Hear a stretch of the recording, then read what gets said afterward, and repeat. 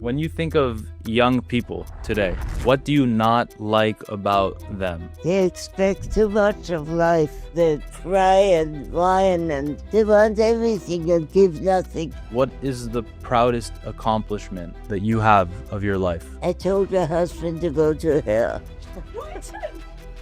What is your birthday, the day you were born? November 1st, What year? 1970. What was the world like back then? I was in constant danger that would come to where we were lined up and say, they're going to do terrible things to you. But they just taken into concentration camp. I didn't see him again. Were you close with your father? Yes, Yeah. he was a good man. I loved him very much. In this video, I'm interviewing one of the oldest people on the planet, 107-year-old Risa Igelfeld, born in the year 1917. Let that sink in for a sec. Risa's mother sadly passed away early in her life from the Spanish flu. Let that sink in for a sec. Risa was in her 20s, living in Vienna when the Second World War started. Here's the point. You're about to listen to 107 years of life. A woman who has been through more change than arguably almost anyone currently alive, and she has some incredible life advice and stories to share, not to mention a little musical surprise that you'll see at the end. How old are you, Risa? I'm 107 and a half. What does it feel like to be 107 and a half? It feels great. It's no problem. I have never really questioned that. I feel good. What was it like turning 100? Do you remember the day when you turned 100? I had a big birthday party, and one of the people who were at the party was the district attorney, and he asked to speak. And he said, Risa was the teacher of my two sons. She did not teach them algebra. She taught them to love themselves.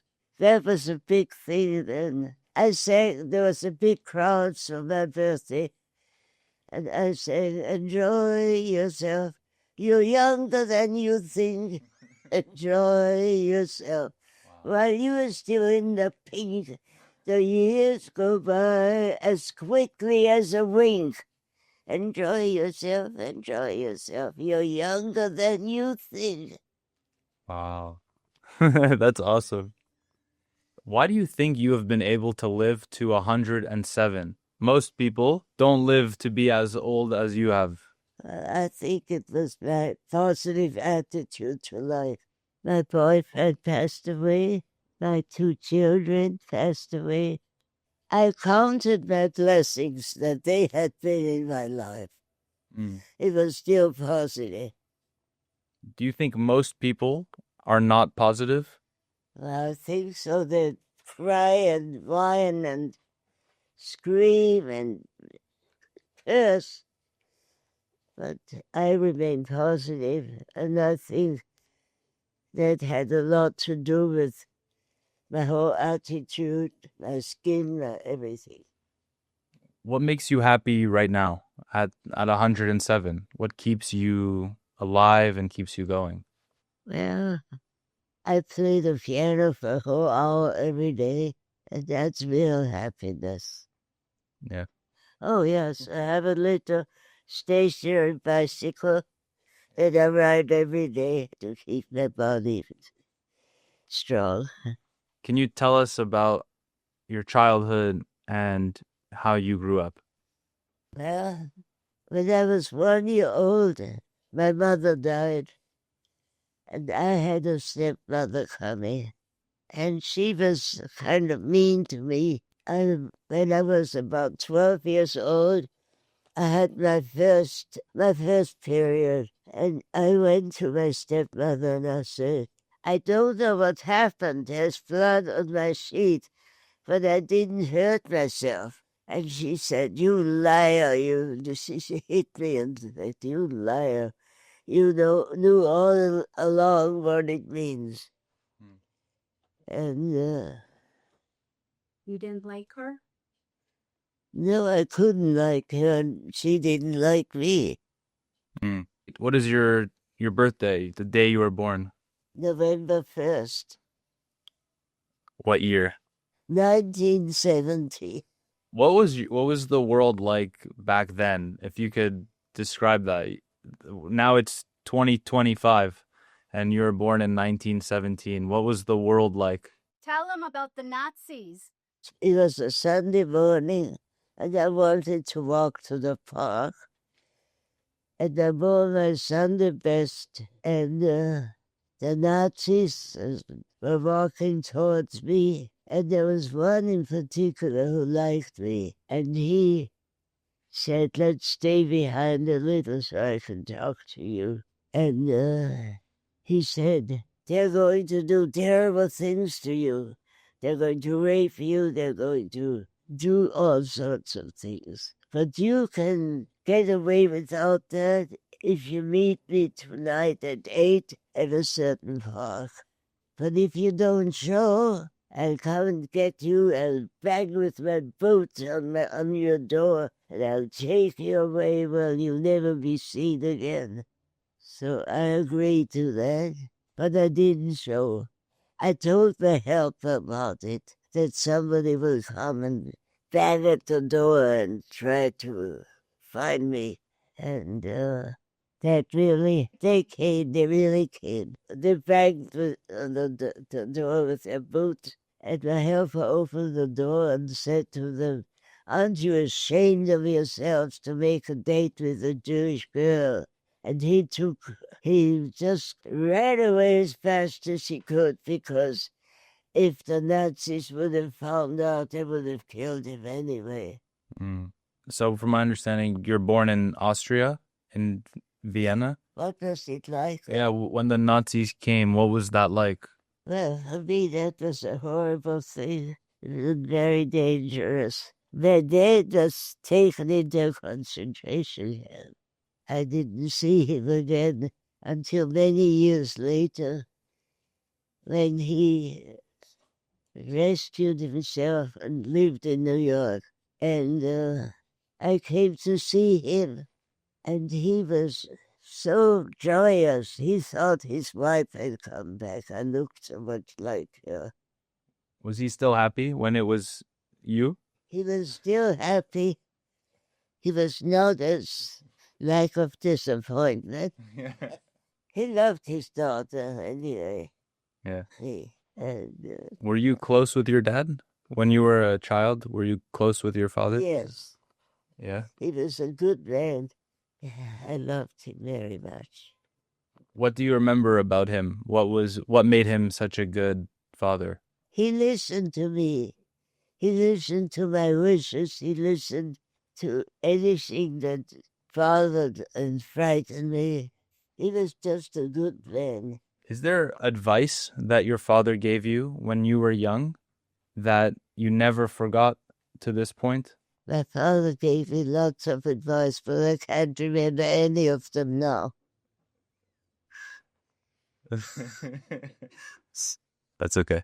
If you look at the world today, young people, I'm 26 years old.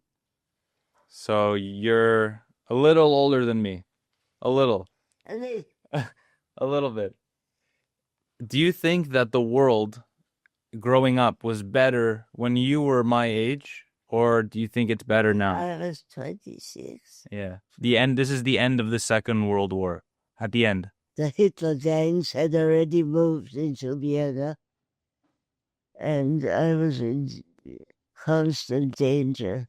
And I signed up to get my visa to be able to go away. And I was in line with lots of people who wanted the same thing. And the Nazis would come to where we were lined up and say, "Where are you going?" And each one of us told where we wanted to go. And he would answer each one, "We'll be there," with anything we said where we're going. We'll be there. It was a hopeless thing for me. How did you find hope, even in a hopeless situation? Well, I felt that being positive is the only way I could cope. Mhm. If you look back on everything that happened, is there one lesson, one takeaway that it taught you? Many bad things happened in my life, but I resolved to remain positive, and that really saved me.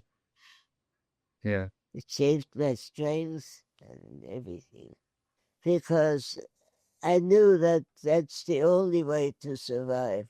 For people who don't know, what did you do for a living after you moved for your career?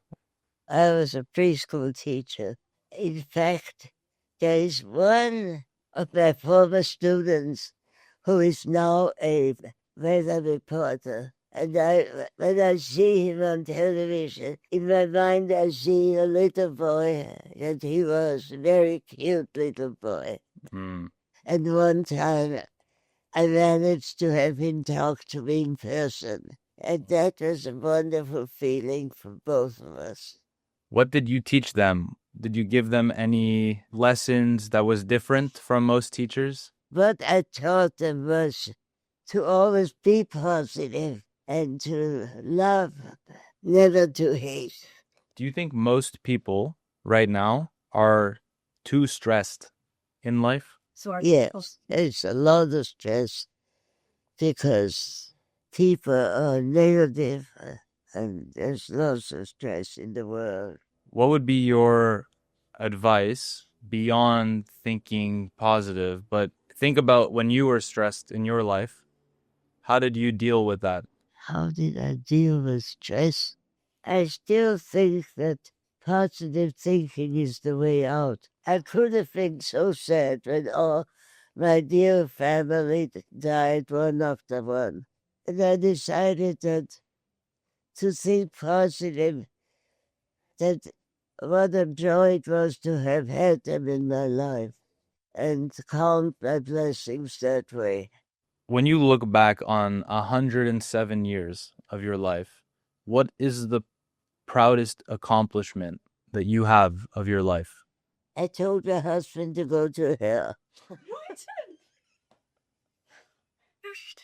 Do you remember what year you were married? 1940 something. 48? Yeah, maybe. 1948. Yeah. How did you and your husband manage to stay together for such a long time? Well, we lived together side by side, really, not together. He lost his mind, and we were talking one day, and he threw the walker at me. I said, "You threw that walker against me to kill me." That was the end of our marriage because I couldn't take it. You stayed with him until he died. And then when he died, you had a boyfriend. The love of your life. Heinze. Yeah. My boyfriend and I had the kind of love that was 100% from both sides.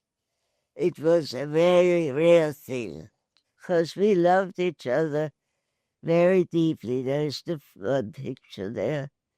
Do you think it's easier for children to have parents that are married or they are divorced?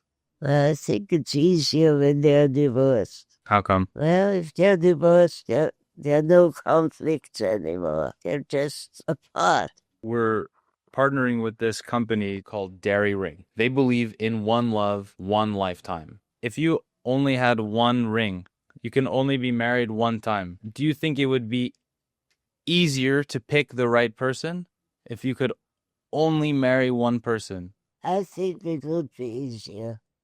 Can you define the word love? Just wanting to be together and enjoy life together. That's all I can think of.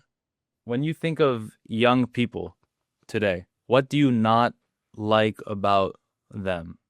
They expect too much of life. They want everything and give nothing. What should they do instead? They should go to work, earn a living, and save some of it. Yeah.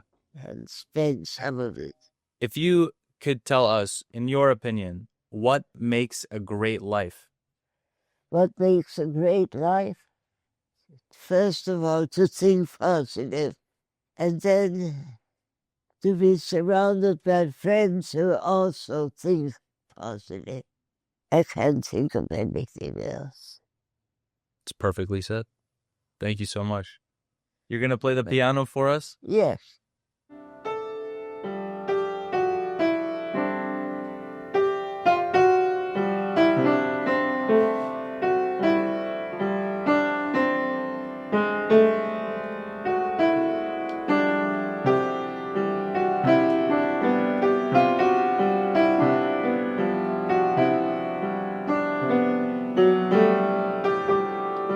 Say